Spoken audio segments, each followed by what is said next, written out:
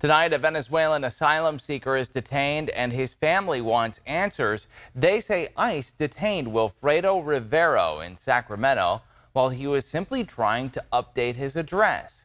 His fiance says he has no criminal record and believes he was targeted because of his nationality. ABC 10's Roxanne Elias has the story. He was able to take me out of my dark place. So now that he's gone, it kind of feels like I'm taking a couple steps back.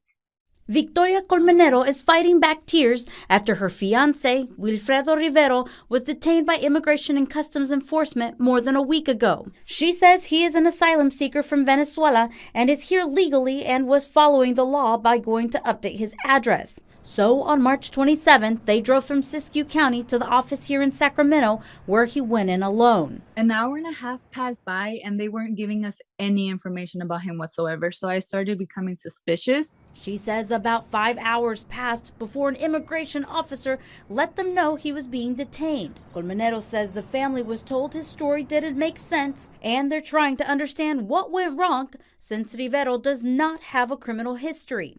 He's a really good person. And I know that he came here so that he can be able to provide, so that he can be protected here and have a better life here. And now he's being detained for it.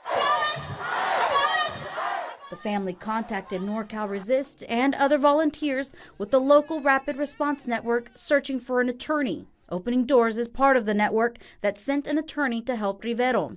Although CEO Jessie Mabry can't speak on his case specifically, she can speak on the asylum process. This process can take years because of the backlog in immigration courts. If they're enrolled in these alternatives to detention programs, there are some requirements that they have to follow, including changing their address with ICE if they move or coming into an office for an in-person check-in. She says people may put themselves at great risk of being detained if they don't go. If they have a court hearing, they should attend.